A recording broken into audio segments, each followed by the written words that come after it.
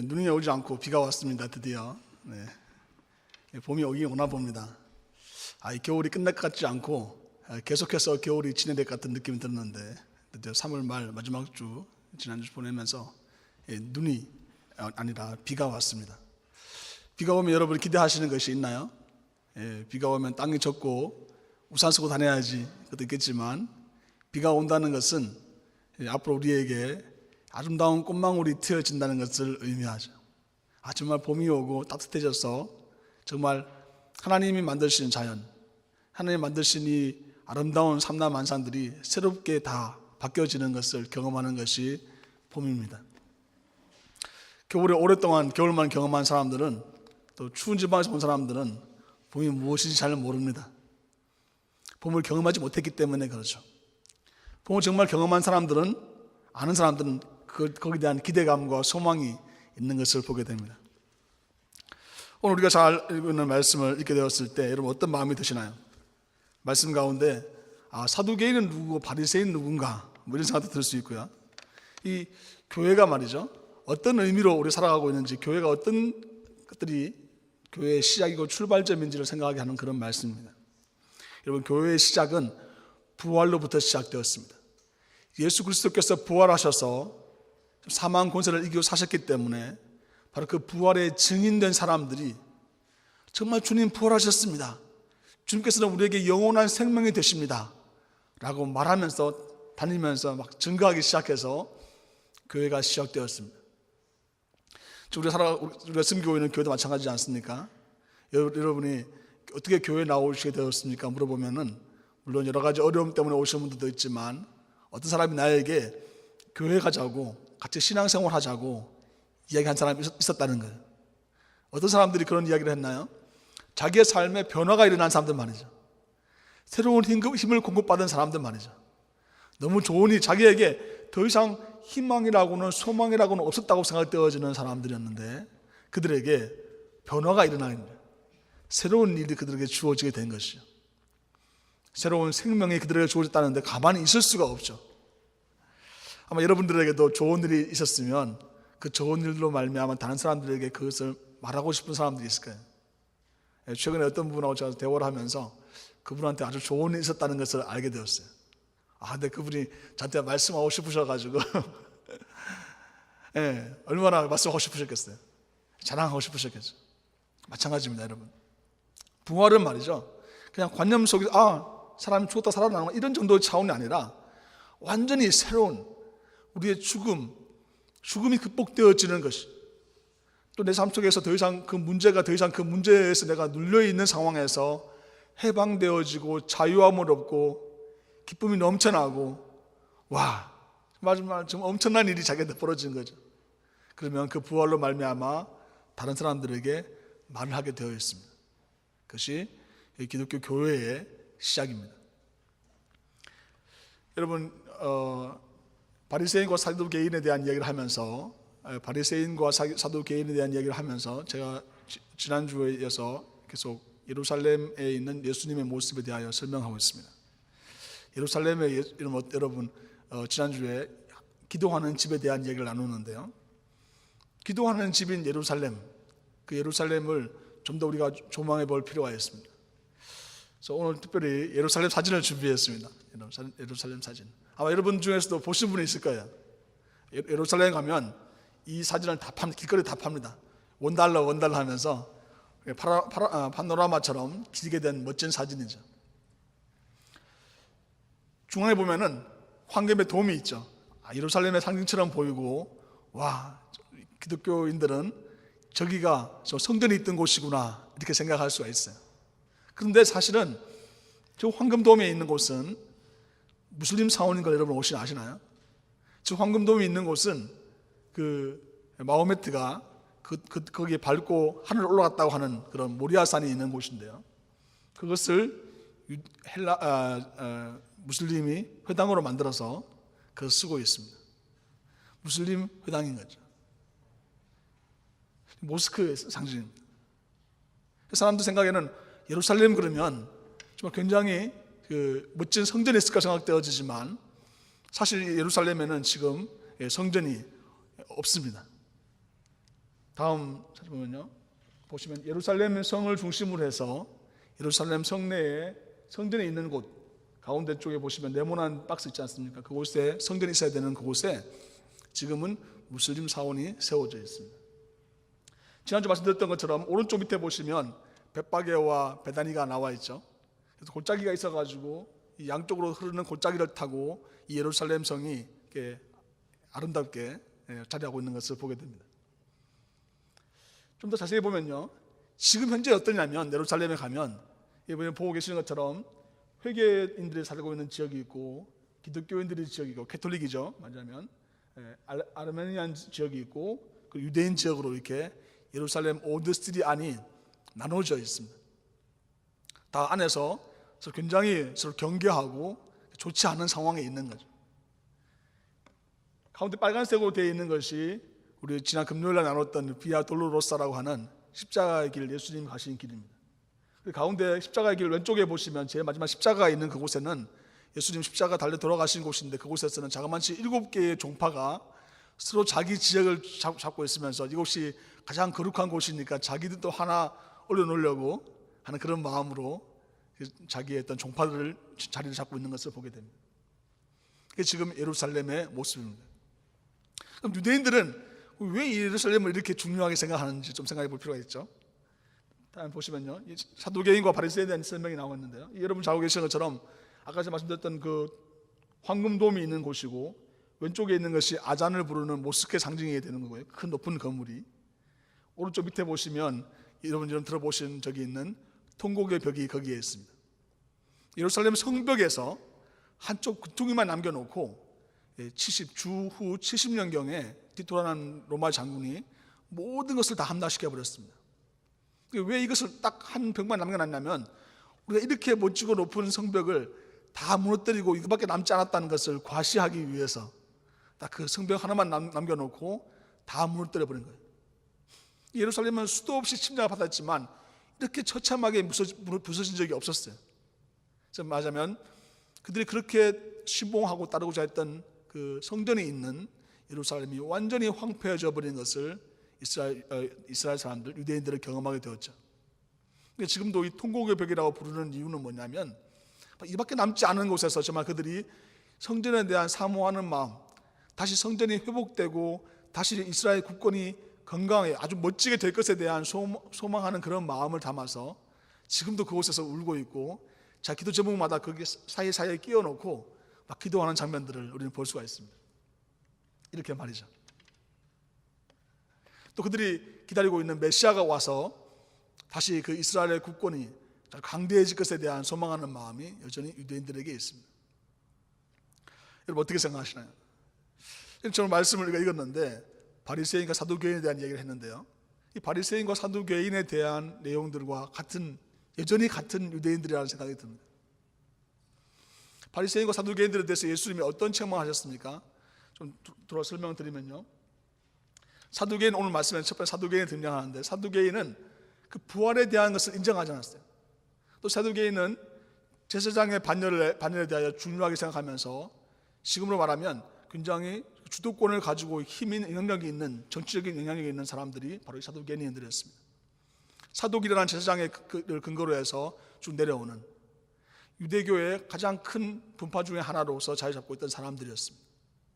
사회 상류층에 해당되는 사람들을 보통 사두개인이라고 얘기하고, 이 사두개인에 대해서 한마디로 요약한다면 이 사람들은 현실주의자들이었습니다.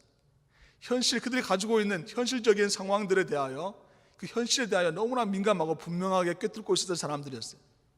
그래서 이들은 모세 오경만 인정하고 그 외에 다른 구약 성경을 인정하지 않았습니다. 모세 오경만 붙잡고 나머지 모든 것들은 거부하고, 뿐 아니라 그들은 현실적으로 자기들이 하나님께 예배만 드릴 수 있으면 다른 모든 것들은 심지어 로마하고도 야합을 해도 상관이 없는 그런 정치적인 플렉시빌리티를 가지고 있던 그런 사람들이었어요. 그럼에도 불구하고 이들은 성전이 함락된 다음에 모두 다 사라져버리게 됩니다. 자, 그럼 바리새인들은 어떤 사람들일까요? 바리새인들은 어떤 사람들이냐면 바리새인들은 율법을 준수하는 사람들입니다. 이 바리새인들은 그 율법에 대하여 그래서 자기들 가장 잘 지킬 수 있는 사람들이고, 토라인 모세오경 외에도 다른 구약성경 모두 다를 준수하면서 그것보다 더 중요한 것은 자기들이 만들어 놓은 하나님의 말씀을 제외한 자기들이 만들어 놓은 방법들을 가지고 그것을 가지고 준수하며 그래서 반드시 지켜야 된다고 말했던 그런 사람들이었습니다. 어떻게 하면 하나님에 대해서 그 누구보다도 더 잘 섬기기 위해서 그들은 조직을 만들어서 거기에 가입하려면은 적어도 3년 정도의 시간을 지나면서 지켜보면서 입회를 허가했고 그 후에 그 사람이 바리새인 된 것에 대하여 굉장히 자랑스럽게 했던 그런 사람들이었습니다. 율법주의자라는 것을 알 수 있습니다. 오늘 본문은 이 두 사람 다가 등장, 이 두 종류에 다 등장하는 것을 보게 됩니다. 참 아이러니하게도 이 바리새파와 이 사두개파가 같이 가는 사람들이 아니었어요. 함께 있을 수 있는 사람들이 아니었어요. 서로 미워하고 증오하는 그런 사람들이었습니다. 왜냐하면 한쪽은 너무 현실주의자라고 생각하고요, 한쪽은 너무 구리식한 사람들이라고 생각되어졌기 때문에 그렇죠. 그런데 놀라운 것은 이 두 사람 다가, 이 두 족파가 함께 예수님을 공복하는 일에서는 한 마음 한 뜻으로 같이 집중해서 예수님께 지금 질문하면서 그들이 가지고 있는 생각들을 예수님을 시험하려고 하는 내용이 있다는 것을 성경은 밝혀주고 있습니다. 사두개인들이 어떤 질문을 합니까? 예수님에게 예수님, 부활이 있다면, 안 믿으면서 말이죠, 부활이 있다면 어떤 남자가 결혼해서 어떤 아내가 있었는데 그 남편이 죽고 또 그 아내가 또 다른 동생과 결혼해서 7명이 있으면 부활 때 누가 아내가 됩니까? 사실 이것은 유대 경전 중에 하나인 토빗이라는 경전에 나와 있는 내용이에요. 그 경전에 나와 있는데 그 논쟁하는 장면, 바리새인들을 논쟁할 때 바리새인들을 그 논쟁에서 이기기 위해서 부활이 무슨 의미가 있느냐는 것을 강조하기 위해서 하는 그 경전의 내용이었는데 그것을 지금 예수님께 질문하고 있는 거죠. 여러분이라면 어떻게 대답하실까요? 부활에 대해서 그런 질문을 받게 되면은 부활한다는 것이 도대체 무엇을 의미하고 나에게 어떤 의미가 있는지를 생각하게 되기 때문에 부활에 대해서 막 갑자기 혼란스러운 생각이 들기 시작하죠. 근데 예수님은 너무나 분명하게 설명했습니다. 그들이 믿지 않고 있는 부활에 대하여 예수님 대답하시면서 천사에 대한 얘기를 하십니다. 천사도 믿지 않았거든요. 그들은 어차피 부활도 믿지 않고 천사도 믿지 않았던 사두개인들에게 예수님은 천사와 같이 된다고 말씀하십니다. 또한 예수님 말씀하시기를 그 부활에 대한 의미를 말씀하시면서 하나님께서는 죽은 자의 하나님이 아니라 살아있는 자의 하나님이라고 말씀하십니다. 여러분, 이것이 무엇을 의미하냐면 그들이 가지고 있는 그 현실 의식 속에서는 바로 하나님이 제외되어 있는 거예요. 그들이 보여지고 알고 있는 현실은 뭐냐면 하나님이라고 하는 존재가 아니라 지금 내 눈에 만져지고 보여지고 감각으로 내가 느껴지는 그 모든 것들만 인정하려고 하지 하나님의 실제적인 임재와 하나님에 대한 존재에 대하여 간과하고 그것을 생각하지 않고 있다는 거죠. 예수님께서 말씀하셨습니다. 하나님의 능력, 하나님의 말씀도 알지 못한다고 말씀하십니다. 29절에 보면요, 내가 성경도 하나님의 능력도 알지 못하는 고로 오해하였도다, 이렇게 말씀하십니다. 여러분, 가장 현실적인 것이 무엇입니까?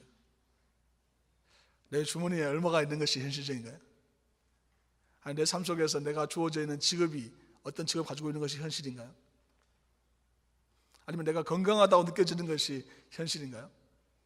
아니면 나에게 주어져 있는 삶에 안정적으로 보여지는 그 모든 것들이 현실인가요? 예수님께서는 가장 현실주의자에게 가장 현실적인 대답을 하십니다. 하나님께서 살아계시는 것이, 하나님께서 우리의 삶 가운데 역사하시는 것이, 하나님께서 지금도 우리에게 말씀하시는 것이 현실이라고 말씀하십니다. 하나님 사랑하시는 성도 여러분, 갑자기 나도 현실주의자라는 생각이 들지 않습니까? 저도 이 말씀을 묵상하는데 이 사두개인이 다름 아닌 나구나, 이런 생각이 들었어요. 나한테 보여지고 있고 내가 느껴지고 내가 보여지는 것들을 가지고 내가 판단하고 계획하고 생각하는구나. 마치 봄이 계속 오지 않으니까 마치 계속 겨울이 계속 진행될 것처럼 그렇게 생각하는 거죠. 그러나 봄이 마치 반드시 오는 것처럼 예수님께서 사두개인에게 말씀하시기를 하나님은 능력의 하나님이시고 하나님께서는 살아있는 자의 하나님이시다. 하나님께서는 우리의 아브라함과 이삭과 야곱에게 역사하셨던 바로 그 하나님이 지금 너에게도 역사할 수 있다는 그 현실을 네가 인식하고 받아들이라고 사두개인들에게 말씀하고 계시는 것입니다.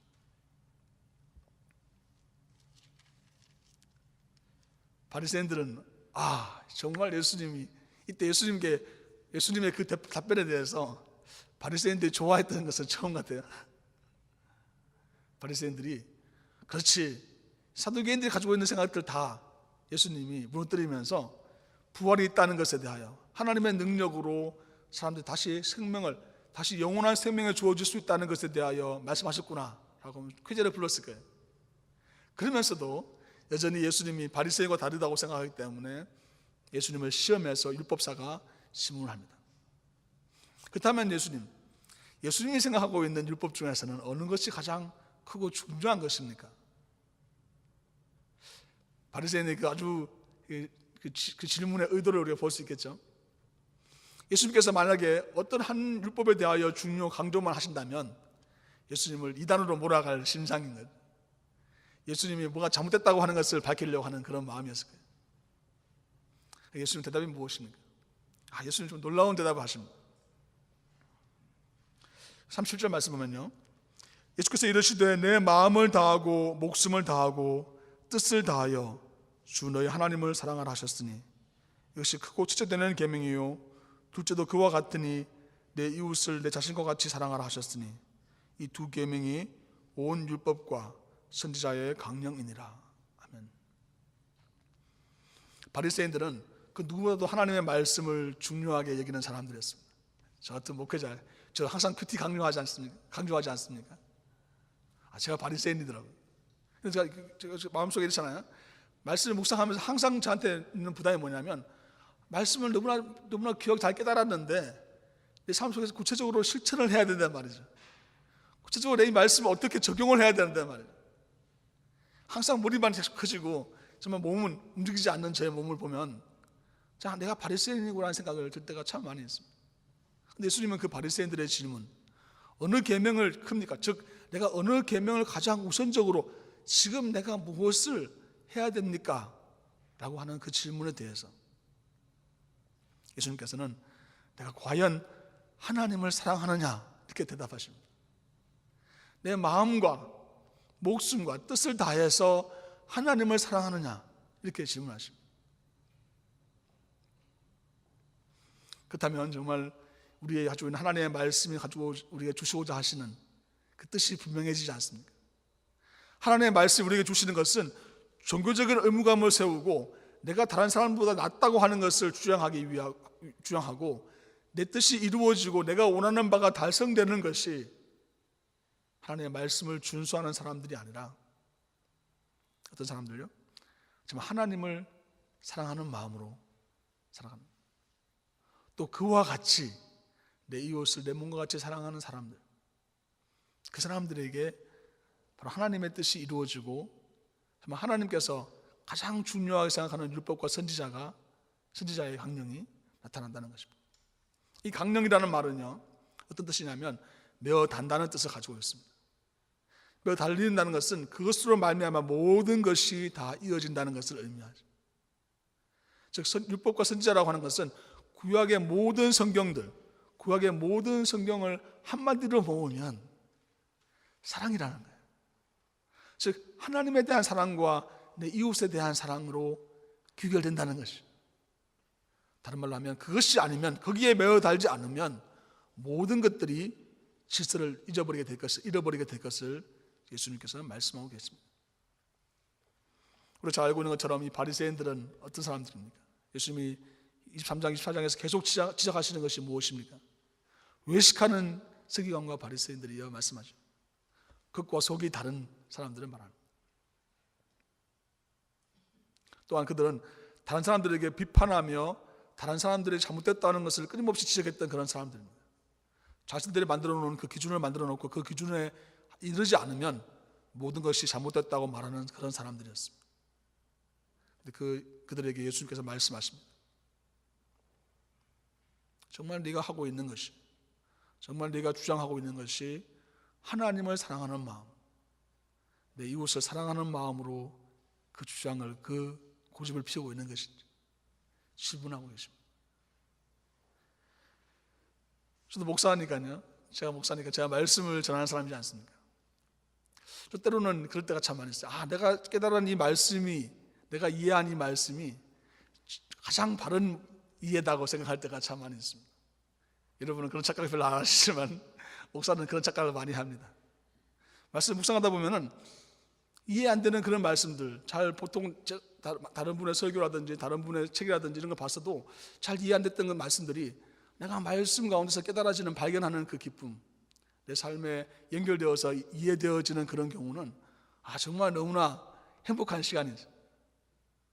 그런데 말이죠, 그 말씀이 제 삶 속에서 적용이 안 된다면 그 말씀을 깨달아지는 것이, 그 말씀을 내가 깨닫는다는 것 자체만으로 내가 머문다면 과연 하나님께서 내게 그 말씀을 깨닫게 하시는 근거가 그것 때문이었을까요? 하나님 제 삶 속에서 말씀을 깨닫게 하시는 것은 대위하니 이 말씀대로 살아라, 이 말씀대로 살게 되었을 때 하나님의 능력이 나타나고, 이 말씀대로 네가 온전히 행하게 되었을 때 놀라운 하나님의 다스림과 통치가 있는 천국이 이루어질 것, 하나님의 나라가 그곳에서 펼쳐질 것에 대하여 나에게 나타내 주시기 위해서 그 말씀을 나에게 깨닫게 하시는 것이죠. 결코 내 지식이, 하나님의 성경을 아는 지식이 늘어나고 다른 사람들을 판단하고 정죄하는 데 그것이 있지 않다는 거죠. 바로 예수님께서 바리새인들에게 말씀하시는 내용입니다. 그러면서 이번에는 예수님이 공격을 하십니다. 예수님이 바리새인들이 모여있는 곳에 41절에 보면요, 바리새인들이 모여있을 때 예수께서 그들에게 물으시되 너희는 그리스도에 대하여 어떻게 생각하느냐? 누구의 자손이냐? 대답하되 다윗의 자손이니이다. 이번엔 예수님께서 바리새인들이 모여있는 곳에 가셔서 우리를 질문합니다. 성경은 아주 재밌게도 사두개인들에 대해서는 그들을 회개하고 돌아왔다고 하는 내용이 기록이 없습니다. 근데 바리새인들 중에서 여러분 아시는 것처럼 바울도 바리새인 중에 바리새인이었고요, 아리마대 요셉도 그랬고요, 바리새인들 중에 몇은 예수님을 따랐다고 성경은 기록하고 있습니다. 근데 이 바리새인들에게 예수님 찾아가셔서 질문하시기를 뭐라고 질문하시냐면 그리스도가 대해서 어떻게 생각하는지에 대하여 질문합니다. 이 질문에 대해서 그들이 바로 그리스도가 다윗의 자손이라고 하는 것을 대답하는데요, 다윗의 자손으로 그리스도, 즉 메시아가 온다고 하는 것에 대하여 그들은 이해하고 있었음에도 불구하고 예수님의 이 질문에 대한 충분한 대답이 되지 않는 것을 보게 됩니다. 예수님이 논박하시기를 그러면 다윗이 성령에 감동되어 어찌 그리스도를 주라 칭하여 말하되, 시편 110편을 인용하시면서 주께서 내 주께 이르시되 내가 내 원수를 내 발 아래 둘 때까지 내 우편에 앉아 있으라 하셨도다. 다윗의 시편 중에서 내 원수를 내 발 아래 둘 때까지 주께서 내 주께 말씀하시기를, 이렇게 말하고 있는 내용에 대하여 질문하고 계시는 거죠. 다윗이 만약에 다윗의 자손이라고 한다면 자기 자손에 대하여 어떻게 주라고 얘기하냐는 거죠. 자기 자손에게 주라고 얘기할 수 있는 것은 그분이 다윗의 자손이라고 되어 있지만 실상은 그분이 하나님의 아들이고 실상은 그분이 곧 성자 하나님, 예수님이라고 하는 것에 대하여 성경은 분명히 밝히고 있기 때문에 바리새인들이 알고 있는 예수님, 바리새인들이 알고 있는 그리스도에 대한 그들의 생각이 잘못되어 있음을 분명히 하고 계십니다.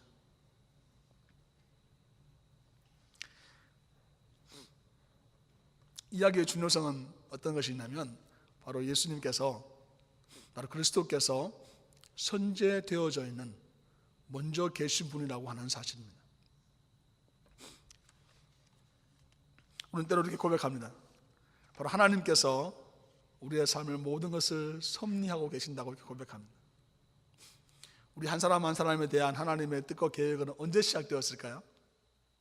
내가 태어났을 때 시작되었을까요? 우리 아버지 때부터 시작되었을까요? 성경은 밝히기를 바로 하나님이 창조하셨을 때부터 우리의 삶은 이미 계획되어 있음을 말씀하고 계십니다. 또 우리가 예수 그리스도를 고백하면서 우리의 삶이 주님 앞에 온전히 나아오면서부터 시작해서 더 깊이 우리가 깨닫게 되는 것은 무엇입니까? 바로 이 예수 그리스도께서 선지하셔서, 즉 예수 그리스도께서 미리 성부 성자성령 하나님께서, 삼위 하나님께서 창조로부터 구원, 또 다시 오실 예수님까지 온전히 이 세 분이 함께 활동하고 계시는 것에 대하여 성경은 증언하고 계십니다. 예수님의 이 그리스도에 대한 질문은 바리새인들로 하여금 그들의 삶 속에서 지금 미래의 삶 속에 자기의 삶을 다스리고 역사해 주시는 왕권으로 오시는 예수 그리스도에 대한 부분들을 부정하고 있는 그들의 마음속에 지금 그들 앞에 서서 계시는, 임재해 계시는 예수님께서 그의 삶 속에 역사하시는 그리스도이심을 분명하게 밝혀주고 있는 내용들입니다.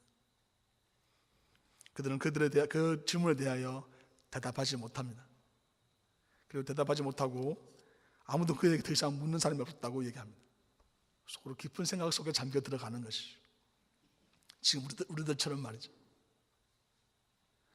하나님 사랑하시는 성도 여러분, 우리는 예수님을 누구라고 고백하고 있습니까? 주는 그리스도시요 살아계신 하나님의 아들이라고 고백하지 않습니까? 정말 그렇습니까? 정말 그 고백이 내 삶 속에서 매일매일 가장 중요한 고백이라, 우리 교회 공동체, 우리 모일 때마다 고백되어져야 되는 가장 중요한 핵심적인 내용으로 우리가 고백되고 있습니다. 많은 경우 저 놓칠 때가 있습니다. 주님께서 이곳을 다스리시고 주장하시는 분 주님이십니다. 주님이 이 교회의 주인이시고, 주님이 우리 가정의 주인이시고, 주님이 내 직장에 내가 하고 있는 모든 일들에, 내가 공부하는 일 모든 일들의 주인이십니다라고 하는 것을 놓칠 때가 얼마나 많습니까? 마치 바리새인들처럼 말이죠. 사두개인과 바리새인에 대한 내용들을 우리가 생각하면서 우리 자신이 다름없는 현실주의자, 또 율법주의자, 내가 가지고 있는 그 틀을 절대로 바꾸지 않으려고 하는 그런 바리새인임을 성경이 우리를 고발하고 있는 것을 보게 됩니다. 그렇지 않습니까, 여러분? 바리새인과 서기관들은 이미 거의 사라져버린 존재들입니다. 그럼 왜 성경 말씀이 바리새인과 서기관들에 대하여 또 사두개인들에 대해서 장황하게 길게 기록했을까요? 이번 주간 계속 묵상한 내용은 다 바리새인과 서기관들에 대한, 사두개인들에 대한 이야기죠. 그것은 바로 우리 안에 바리새인적인 요소, 우리 안에 사두개인적인 요소가 있다는 것을 성경이 밝히 보여주고 있기 때문입니다. 여전히 우리 안에 그 종교적인 굴레를 벗어나지 못하는 마음, 또 우리 안에 현실적으로 생각하는, 내 앞에 보여지는, 내가 느껴지는 감각에만 경험되어지는 그 한계 아래만 있으려고 하는 그런 믿음 없는 하나님의 존재에 대하여 부정하고 있는, 인정하는 것처럼 하면서 부정하고 있는 나의 모습을 성경 말씀이 보여주고 있는 것입니다. 말씀을 나눈 다음에 우리 친교 시간을 가집니다. 예배를 마친 다음에 친교 시간 가지고 우리 조그만 소그룹으로 모입니다. 소그룹 모여서 좀 구체적으로 좀 고백할 수 있기를 바랍니다. 내 안에 어떤 바리새인적인 요소가 있는지, 내 안에 어떤 사두개인적인 요소가 있는지. 내가 회개한다고 하는 것은 윤리적이고 도덕적인 그런 차원에서의 회개가 아니라 정말 내가 깊은 곳에서 하나님의 능력을 인정하고 있지 않는 것에 대하여 회개하고, 하나님께서 만드신 하나님의 그 사랑의 말씀을 왜곡해서 어떤 틀 속에 넣으려고 하는, 하나님의 사랑의 말씀보다도 다른 중요하다고 생각되어지는 것인데 스스로 카테고라이즈 하고 있는 것은 아닌지, 하나님의 말씀 앞에 자신을 내려놓고 나눌 수 있어야 될 것입니다. 하나님 사랑하시는 성도 여러분, 하나님의 말씀이 우리에게 한마디로 말씀하십니다. 구약성경의 모든 말씀은 바로 예수 그리스도를 향하고 있는데 그것은 바로 하나님의 사랑입니다. 우리를 위하여 죽으신 예수 그리스도의 사랑, 하나님의 사랑. 예수님께서 우리에게 말씀해 주셨습니다. 내 이웃을 내 몸과 같이 사랑하라. 바로 예수님께서 우리에게 명령하심과 동시에 예수님께서 행하신 일들입니다. 예수님은 자신을 그리스도라고 칭하는 것을 아직도 내가 그리스도다 이렇게 말씀하시면 될 텐데 말이죠. 그렇게 말씀하지 않고 그리스도를 객관화시켜서 말씀하고 설명하고 계십니다. 그래서 아직 그가 십자가와 부활을 온전히 하나님의 뜻이 온전히 컴플릿되지 않았기 때문에 여전히 자신도 바로 거기서 객관화시켜서 설명하고 계시는 것이죠. 예수님께서 부활하신 이후에 우리는 바울이나 모든 사람들이 주는 그리스도시라고 고백합니다. 그래서 예수님께서는 그 그리스도의 심을 밝혀 보여주십니다. 그것이 교회의 증언이 되어서 교회가 예수님을 주라 그리스도라고 고백하면서 그 믿음의 반석 위에 교회가 세워지게 되었습니다. 하나님 사랑하시는 성도 여러분, 오늘도 하나님께서 우리에게 말씀하십니다. 우리에게 거룩한 물이라고 우리에게 말씀하십니다. 그것은 우리가 하나님의 능력을 인정하고 하나님께 받은 은혜가, 하나님께 받은 사랑이 우리로 하여금 거룩한 하나님의 백성이 되는 데까지 이르게 되는 것. 즉 예수님을 따르는 자로 예수님처럼 그리스도처럼 하나님이 기뻐하시는 그런 걸음을 걸어가게 되었을 때, 그때 비로소 우리에게 사람들로 하여금 불려지는 칭호가 될 것입니다. 목사나 어떤 우리 가지고 있는 직책이 아니라 어떤 직책도 내가 그 역할을 감당하게 되었을 때 하나님 은혜 가운데 내가 그것을 행하게 됨으로 말미암아 믿지 않는 사람들로부터 또 하나님의 사람들로부터 불려지는 직책이 되는 것입니다. 참여 기도를 드리면서 너희들 중에 누구든지 지도자라 랍비라 아버지라 칭함받지 말라고, 또 칭함하지 말라고 말씀하셨습니다. 예수님이 왜 그렇게 극단적인 말씀하셨을까요? 그것은 우리 앞에 우리도 누구도 정말 하나님 앞에 서게 되었을 때 각자 한 사람 한 사람 앞에 서게 되는 것이고, 하나님께서 내 삶에 부르셨을 때는 내 삶의 자체에 대하여 부르시는 그 부르심에 대하여 명확하게 질문하시기 때문에 그렇습니다. 하나님께서 우리의 삶의 한 사람 한 사람에게 내가 하나님의 뜻대로 어떻게 살았는지를 질문하시는 것이지, 내가 어디에 속해져 있는지, 내가 사두개에 속해져 있는지 바리새에 속해져 있는지, 내가 어느 교회에 다니고 있는지, 이것이 중요하지 않다는 것을 말씀하시는 거죠. 중요한 것은 내가 하나님의 말씀을 듣고 깨닫고 그 말씀대로 행하는 삶이 되느냐. 이것이 하나님께서 우리로 하여금 내가 사랑하는 아들이라고 부르시고 사랑하는 딸이라고 부르시는 그 존재 이유와 목적이 되는 것입니다. 말씀을 맺습니다. 예전에 우리 안에 있는 바리새인과 사두개인의 모습을 주님께 들여다보기 원하십니다. 그리고 그것을 다 떨쳐버리고 정말 하나님의 사랑 안에, 하나님의 능력 안에, 하나님 주신 놀라운 그리스도에 대한 고백 안에 우리에게 머물기 원하십니다. 하나님께서 우리를 부르시는 목적, 또 우리가 여기 앉아있는 이유, 하나님께 우리의 모든 것을 드려 예배와 우리의 삶을 드려야 되는 이유가 바로 여기에 있습니다. 기도하겠습니다. 사랑하시는 주님, 은혜를 참으로 감사를 드립니다. 주님께서 우리에게 주신 놀라운 은혜로 말미암아 주께 감사합니다. 주님, 특별히 우리 안에 있는 바리새인들 또 사두개인들 주님 내려놓게 하여 주시고 벗어버리게 도와주시고 잘라버리게 하여 주셔서, 또한 하나님께서 우리에게 주신 놀라운 고백과 진정한 하나님께 올려드리는 감사를 올려드릴 수 있도록, 또 감격스러운 우리의 삶이 될 수 있도록 은혜 베풀어 주옵소서. 고통 중에 있는 우리의 마음을 주께서 자유케 하여 주시고 오실 주님만을 바라보며 예수 그리스도를 바라보며 나아가는 우리의 삶이 되게 하여 주옵소서. 예수 그리스도 이름으로 기도하옵나이다. 아멘.